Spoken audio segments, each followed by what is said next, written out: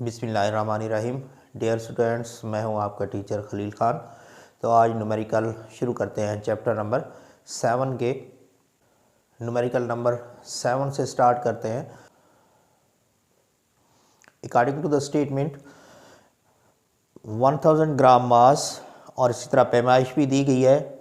एक uniform मुस्ततील block उफ़क़ी सतह पर अपने किनारे के रुख अमूदन खड़ा है। अब मालूम क्या करना है, लकड़ी के ब्लॉक की सतह पर प्रेशर और इसी तरह लकड़ी की डेंसिटी। अब देखें हमारे पास जो गिवन डाटा है उसके मुताबिक मास इज इक्वल टू 1000 ग्राम। इसी तरह हमें जो वॉल्यूम दिया गया है यानी कि लेंथ, विड्थ और हाइट दी गई है 20 सेंटीमीटर, 7.5 सेंटीमीटर और इसी तरह 7.5 सेंटीमीटर। अब इसमें हमने मालूम करना है कि जो ब्लॉक, ये ब्लॉक लकड़ी का ब्लॉक है, ये टेबल के ऊपर कितना प्रेशर जो है वो लगा रहा है और लकड़ी की जो है डेंसिटी वो हमने मालूम करनी है। यानी कि प्रेशर और डेंसिटी जो है वो हमने मालूम करनी है। तो स्टार्ट करते हैं इसको सॉल्व करना। तो सबसे पहले इसको हम किलोग्राम में चेंज कर लेंगे। 1000 over 1000 that is equal to 1 kg। और इसी तरह वॉल्यूम हमारे पास आ जाएगा 1125 सेंटीमीटर क्यूब। और इसी तरह हम इसको कन्वर्ट कर लेंगे मीटर्स में, तो हमारे पास वैल्यू आ जाएगी 1125 10⁻⁻6 मीटर। अब हमारे पास मास भी है और वॉल्यूम भी आ गया इसका। तो हम प्रेशर मालूम करते हैं। हम जानते हैं कि प्रेशर किसके बराबर होता है, F/A। अब इसमें F भी हमें मालूम नहीं है और A भी मालूम नहीं है, लेकिन A हम मालूम कर सकते हैं। सबसे पहले A को देख लेते हैं। देखें A यानी कि एरिया क्या होता है, लेंथ इंटू विड्थ। तो 7.5 सेंटीमीटर, 7.5 सेंटीमीटर। तो हमारे पास आ जाएगा 56.25 सेंटीमीटर स्क्वायर। और इसी तरह जब हम इसको कन्वर्ट करेंगे मीटर में तो हमारे पास आ जाएगा 56.25 10⁻⁻4 मीटर स्क्वायर। अब रह गया फोर्स। हम जानते हैं कि फोर्स जो है वो उसके वज़न के बराबर होती है, यानी कि F is equal to mg। अब ये वैल्यू हम प्रेशर मालूम करने के लिए इस्तेमाल कर लेंगे। तो P इज इक्वल टू क्या आ जाएगा हमारे पास, mg/A। और mg मास हमारे पास है 1 और g की वैल्यू हमें पता होता है कि क्या होती है, 10। तो इसको पुट करते हैं, 10 × 1 और A की वैल्यू हमारे पास है 56.25 10⁻⁻4। इसी तरह इसको हम जब सॉल्व करेंगे तो हमारे पास प्रेशर की वैल्यू आ जाएगी। Pressure is equal to 1778 newton metre square inverse. तो ये हमारे पास प्रेशर की वैल्यू आ गई। अब इसी तरह हम जो है वो डेंसिटी मालूम करते हैं। और डेंसिटी जो है हम जानते हैं कि D is equal to M/V। तो density is equal to M/V। M हमारे पास मौजूद है 1 और इसी तरह वॉल्यूम हमारे पास है 1125 10⁻⁻6। 10⁻⁻6 ऊपर जाके पॉजिटिव हो जाएगी। इस तरह 1 को 1125 पे डिवाइड करेंगे तो हमारे पास वैल्यू आ जाएगी 0.889 10⁻³ किलोग्राम मीटर क्यूब। और इस तरह हमारे पास आ जाएगी 889 किलोग्राम मीटर क्यूब। तो ये वो डेंसिटी की वैल्यू आ गई हमारे पास। और इसी तरह हमने इसका प्रेशर जो है वो मालूम कर लिया। चलते हैं सेकेंड न्यूमेरिकल 8 न्यूमेरिकल की तरफ। According to the statement 5 centimetre side के एक शीशे की क्यूब का मास 306 ग्राम है। अब उसकी एक साइड जो है वो 5 सेंटीमीटर है और उसका मास जो है वो है 306 ग्राम और उसके अंदर केविटी पाई जाती है। अगर शीशे की डेंसिटी 2.5 ग्राम सेंटीमीटर स्क्वायर हो तो केविटी का वॉल्यूम मालूम करें।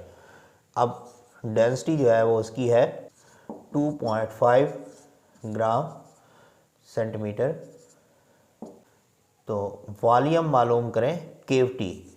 केविटी का वॉल्यूम जो है वो मालूम करना है हमने। देखें, इस क्वेश्चन में ये कहा गया है कि एक शीशे की क्यूब है, ठीक है, उसका जो मास है वो 306 ग्राम है, लेकिन इसके अंदर जो है वो उन्होंने एक शीशे का छोटा सा टुकड़ा काट लिया है, यानी कि सुराख हो गया है। तो अब इसका जो है मास 306 ग्राम है। अब ये टुकड़ा जो काटा गया है यहाँ से, इसका वॉल्यूम जो है वो हमने मालूम करना है कि इसका वॉल्यूम जो है वो कितना है। सबसे पहले देखें, जब हम वॉल्यूम मालूम करते हैं तो हमारे पास फार्मूला है density is equal to M over V और इस तरह v is equal to M over D. अब देखें, डेंसिटी तो हमें मालूम है उसकी, क्योंकि शीशे की डेंसिटी दी गई है, लेकिन केविटी का मास हमें मालूम नहीं है। सबसे पहले तो हमें मालूम करना है कि अब इस केविटी का जो है वो मास कितना है, जो टुकड़ा हमने काटा है उसका मास कितना है। तो सबसे पहले हम मालूम करते हैं टोटल मास जो है वो मालूम करते हैं कि इसका टोटल मास जो है वो कितना बनेगा। अब देखें, टोटल मास हमारे पास क्या आ जाएगा, m is equal to D into V. अब डेंसिटी हमें दी गई है और इसी तरह हम यहाँ से वॉल्यूम मालूम कर लेंगे, तो क्या आ जाएगा 5 इंटू 5 सेंटीमीटर क्यूब और यह आ जाएगा 1 to 5 सेंटीमीटर क्यूब। अब डेंसिटी हमें दी गई है और वॉल्यूम भी है, तो हम इसका मालूम कर लेते हैं मास। डेंसिटी 2.5 1 to 5, तो ये हमारे पास आ जाएगा टोटल का मास, यानी कि विदाउट केविटी। पहले जो है इस पूरे ब्लॉक का जो है वो हमारे पास मास आ जाएगा।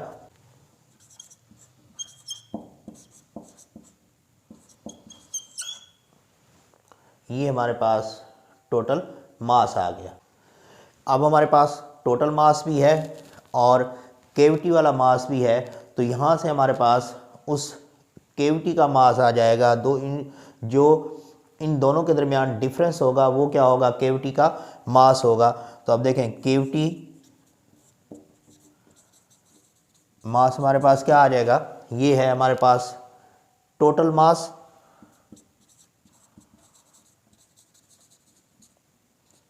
माइनस, और ये 306 ग्राम वो मास है जब उसके अंदर केविटी मौजूद थी, यानी कि शीशे का टुकड़ा जो है हमने वहाँ से काट लिया था।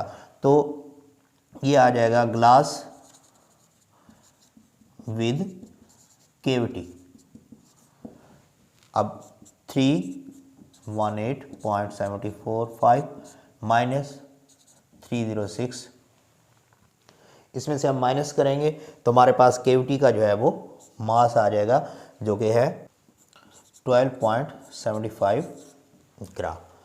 अब मास हमारे पास आ गया और हमारे पास डेंसिटी भी मौजूद है, तो हम केविटी का जो वॉल्यूम है वो मालूम कर सकते हैं। तो वॉल्यूम हमारे पास आ जाएगा m ओवर d, और m की वैल्यू हमारे पास है 12.75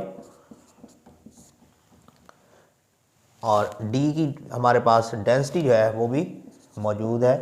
तो इसको हम जब सॉल्व करेंगे तो हमारे पास आ जाएगा वॉल्यूम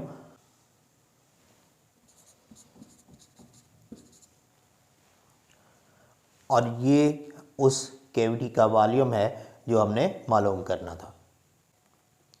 न्यूमेरिकल नंबर 9 को सॉल्व करते हैं। अकॉर्डिंग टू द स्टेटमेंट एक जिस्म का हवा में वज़न 18 न्यूटन है, जब इसको पानी में डुबाया जाए तो इसका वज़न 11.4 न्यूटन है। इसकी डेंसिटी मालूम करें। क्या आप बता सकते हैं कि जिस्म किस मटेरियल का बना हुआ है? अब देखें, जिस्म का हवा में वज़न कितना था? W1 = 18 न्यूटन, और जब पानी में डुबाया है तो उस वक्त इसका वज़न हो गया है 11.4 न्यूटन। अब इसकी हमने डेंसिटी मालूम करनी है और ये बताना है कि ये मटेरियल कौन सा है। तो अब देखें, ये है हवा में वज़न और इसी तरह ये है पानी में वज़न। तो पानी में वज़न जाके क्या हो जाता है? कम हो जाता है। तो डेंसिटी मालूम करने का फार्मूला है हमारे पास according to flotation principle, W1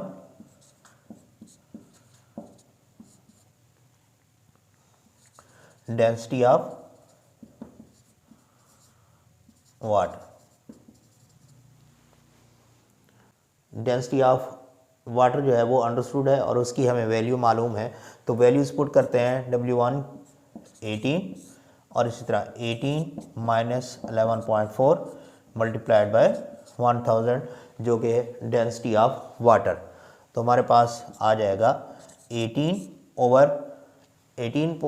में से 11.4 को माइनस करें